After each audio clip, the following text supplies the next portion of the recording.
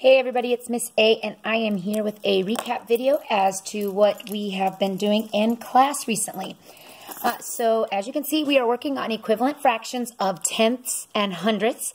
So this is building upon what we previously learned with equivalent fractions, where we worked with different denominators. Well, now we're focusing just on equivalent fractions of tenths and hundredths as a building block for moving forward for decimals. So let's go ahead and get started. So what we learned is that our fractions that we'd be dealing with only have the denominators of 10 or 100.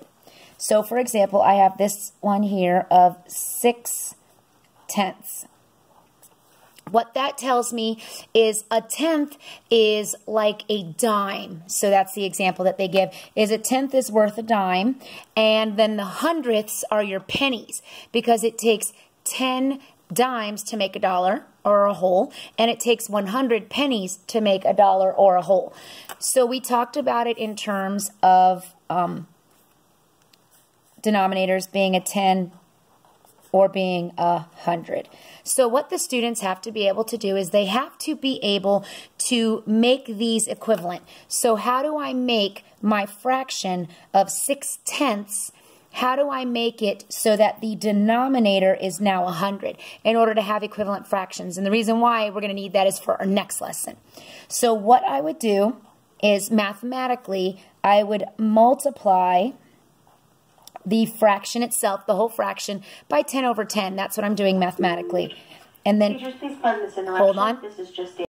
All right, and so we are doing this mathematically by multiplying both the top and the bottom with the same number, and when we do that, that keeps it equivalent, and then we just multiply numerator, numerator. Well, 6 times 10 is 60, and denominator, denominator, 10 times 10 is 100, so this right here, so 6 tenths is equivalent to 60 100ths. Now, the shortcut way that I told the children is, honestly, when you're going from a tenth to a hundredth, you are adding a place value 0. Right here. Adding a place value 0 to the numerator, big N for numerator, and denominator. And the kids understand my shorthand, so they know that means a numerator, that means a denominator. So that's what we're doing. This is the mathematical way to do it. This is the shortcut. As long as you know you add a 0 to the top and the bottom, you're good. It is technically adding a place value 0, not just a 0, because if you add 0 to 6, you still get 6. All right, and the children also had to be able to go back from hundredths into tenths. So if I have 20 hundredths, I should be able to divide both the top and the bottom by 10. If I do the same thing to the top and bottom, it still keeps it equivalent. 20 divided by 10 equals 2, and 100 divided by 10 equals 10. Now, I am only able to do this if there is a 0 in the top or the bottom, because it has to be divisible by 10. I can't have a decimal within a fraction. So, for example, if I have this number, 21 hundredths, this does not work. I cannot go to a tenth from this number.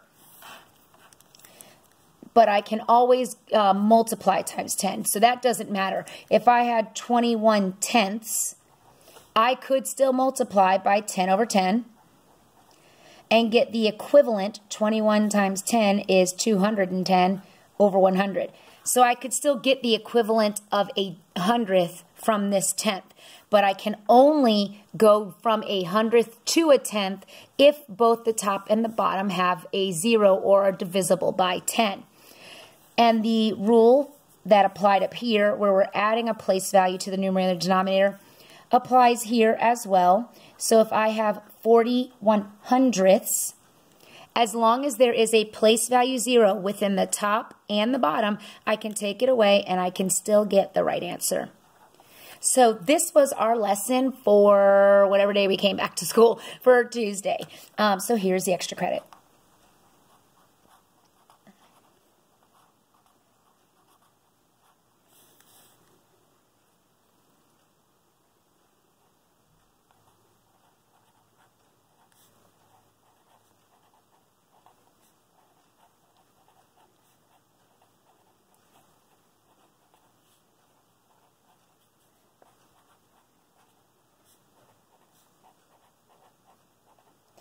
create equivalent fractions of tenths or hundredths. So you need to, if I have a tenth, you need to create a hundred. If I have a hundredth, you need to create a tenth.